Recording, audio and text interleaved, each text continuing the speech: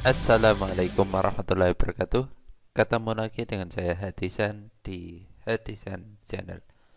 Pada kesempatan kali ini eh, akan sedikit memaparkan tentang AKM 2021. Ingat, jangan di skip-skip agar informasinya lengkap kalian terima. Oke, langsung saja. AKM 21 secara umum berbeda dengan ujian nasional. Jadi perbedaannya untuk yang paling signifikan itu terdapat pada peserta. Kalau ujian nasional dulu yang jadikan peserta itu kelas 9 dan kelas 12. Kalau sekarang itu kelas 5, 8 dan 11. Jadi di mana yang dijadikan peserta itu adalah jenjang yang bukan jenjang akhir ya, kelas 5, 8 dan 11. AKM itu nanti moda asesmennya berdasarkan moda komputer. Jadi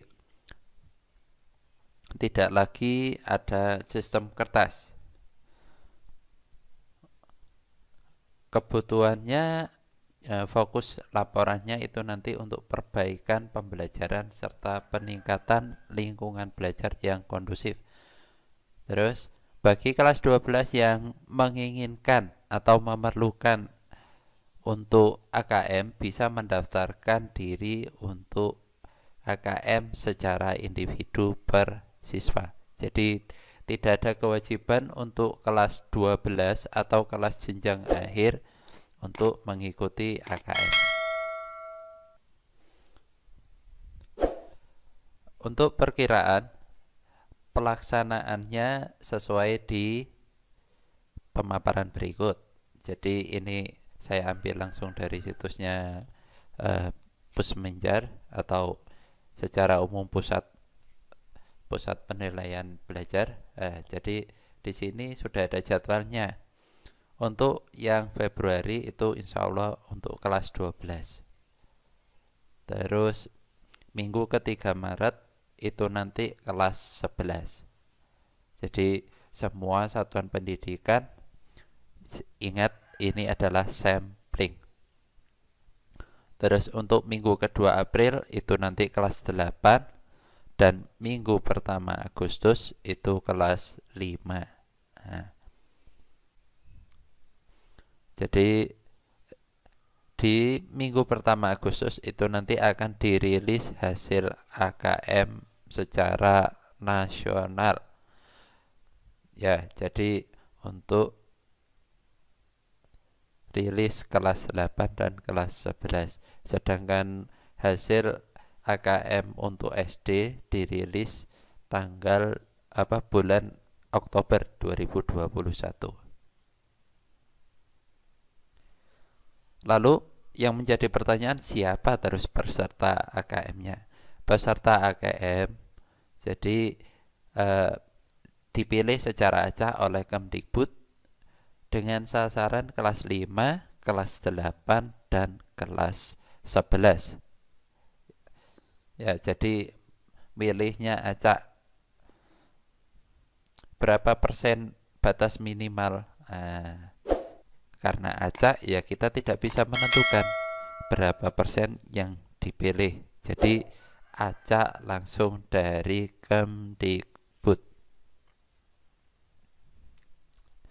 Untuk jenis soal dan kisi-kisi, untuk soal pilihan ya, soalnya itu ada yang pilihan ganda.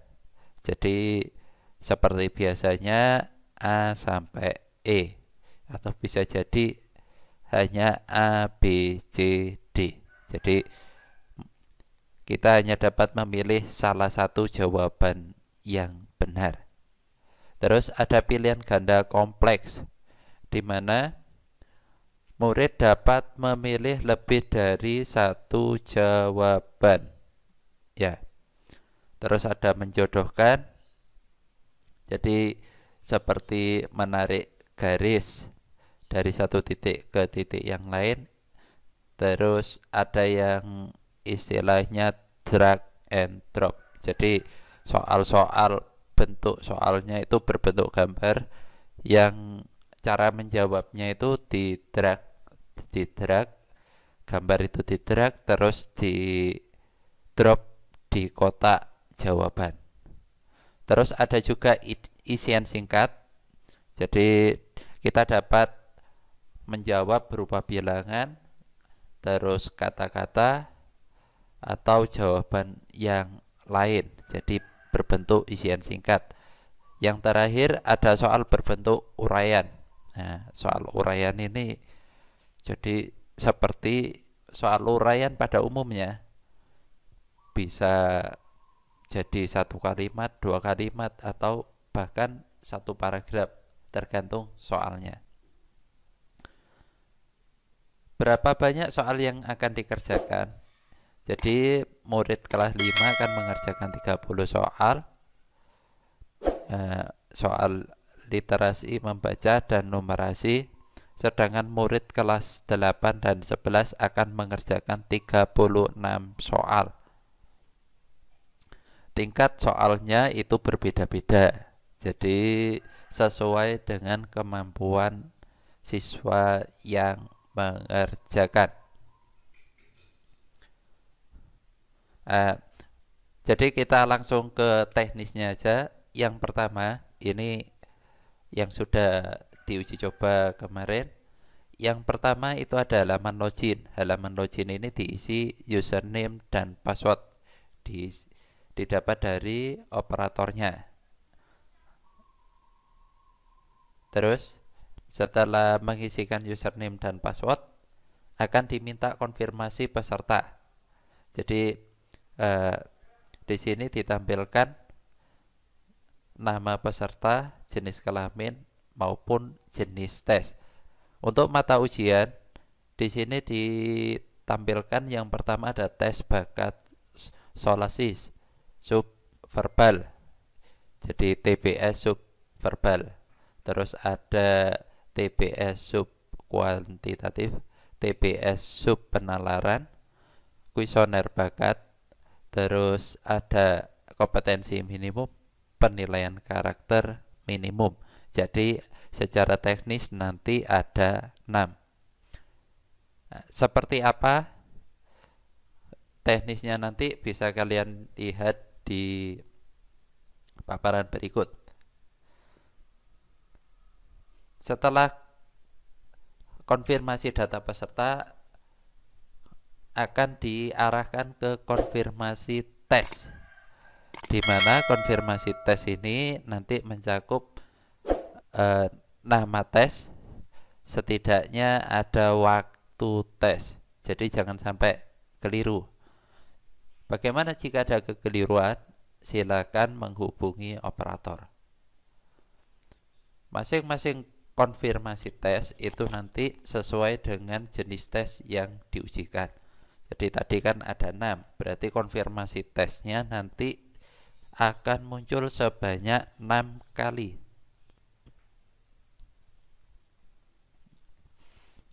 Ya, jadi tes yang diujikan kemarin itu ada 6. Yang pertama subverbal, kuantitatif, penalaran, kuesioner, terus kompetensi minimum dan penalaran minimum.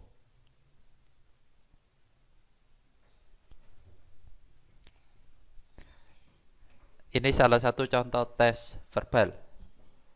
Ya, TBS subverbal.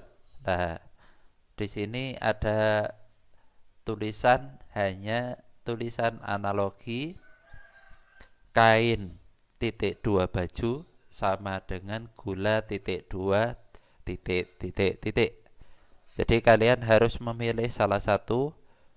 Ada pilihan A, B, C, D, E. Nanti setelah soal disajikan, di sini ada soal, ada waktu tersisa, ada font. Jika tulisan ini kurang besar atau kurang kecil bisa dirubah ke font. Jadi diklik salah satu font. Terus di sini ada daftar soal. Daftar soal isinya berapa banyak kita mengerjakan soal. Masing-masing orang itu nanti akan mendapatkan soal yang berbeda. Terus untuk menjawabnya tinggal dipilih salah satu, mau soal sebelumnya atau soal berikutnya. Jika sudah dipilih, misalkan ini masih ragu-ragu, bisa dicentang di kolom ragu-ragu. Ini salah satu contoh subverbal. Untuk pembahasan soal subverbal nanti bisa kita lanjut di lain waktu. Yang kedua yaitu subkuantitatif. Nah, subkuantitatif ini nanti berhubungan dengan angka-angka secara umum. Jadi banyak di sana ya. Seperti ini ini soal tentang bilangan, deretan angka. Jadi 0, 2, 6, 12, 20. Soal subkuantitatif ini secara umum hampir sama dengan soal TPA maupun soal-soal sejenisnya. Jadi seperti itu.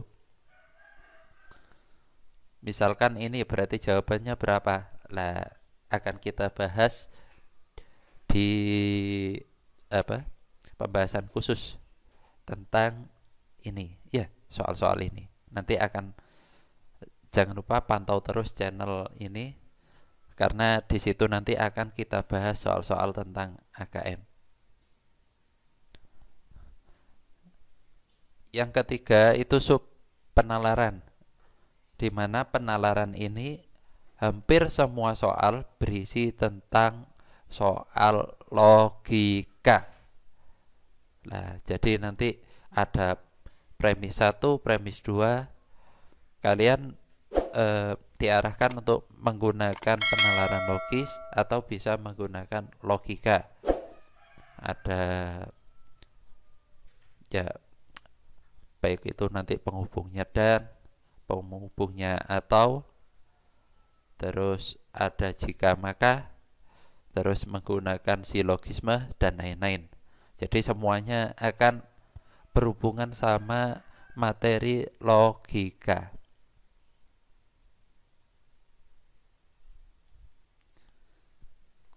Uniknya di sini ada penilaian karakter.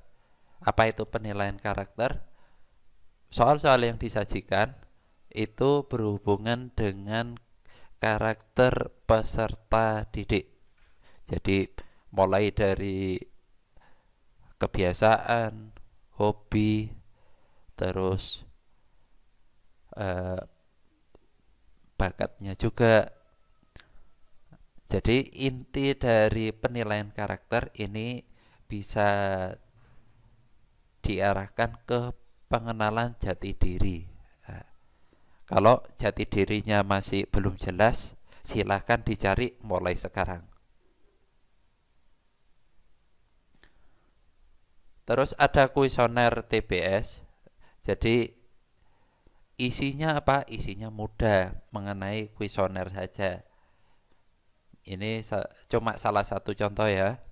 Apakah Anda mengalami kesulitan dalam mengikuti instruksi mengenai instruksi penggunaan AKM tersebut?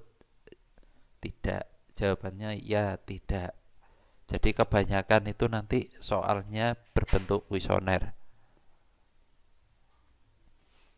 Mudah ini. Jadi perkiraan ada sekitar 15 sampai 17 soal.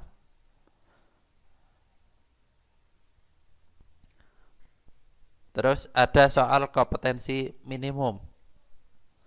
Soal-soal ini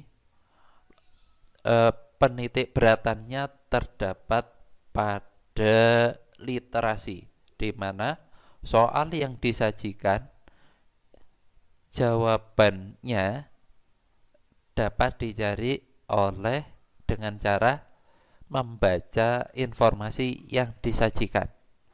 Jadi bagaimana kalian memanfaatkan literasi ini, informasi ini ke dalam soal pernyataan-pernyataan. Nah, ini ada beberapa. Ada fakta, mitos. Nah, ini nanti setiap pernyataan silahkan memilih salah satu. Bisa memilih fakta, bisa memilih mitos. Jadi tidak ada paksaan. Pak, kalau misalkan mau memilih dua-duanya apa boleh? Tidak bisa. Jadi hanya pilih salah satu. Mungkin untuk pertemuan pembahasan kali ini, jadi hanya secara teknis saja. Untuk pembahasan soal-soalnya akan dilanjut di lain waktu. Setelah hasil akhir, setelah uji AKM, itu akan disajikan hasil individu ujian berbasis komputer, di mana poin-poinnya itu sudah berdasarkan soal TPS yang dikerjakan, di mana di sini ada kuesioner TPS itu nilainya 0, artinya apapun yang kita isi itu tidak akan ada nilainya karena itu berhubungan dengan pribadi masing-masing. Terus ada penilaian kompetensi minimum, ini juga nilainya 0 karena apa? Berdasarkan ya, ini nilainya akan dirilis sesuai dengan jadwal tersebut. Ya, itu penjelasan singkat tentang AKM 2021.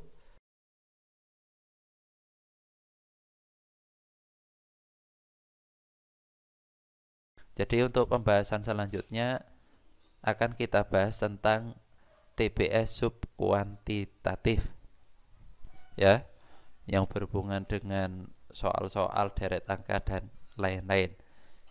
Jangan lupa ikuti terus channel ini agar mendapatkan update tentang AKM.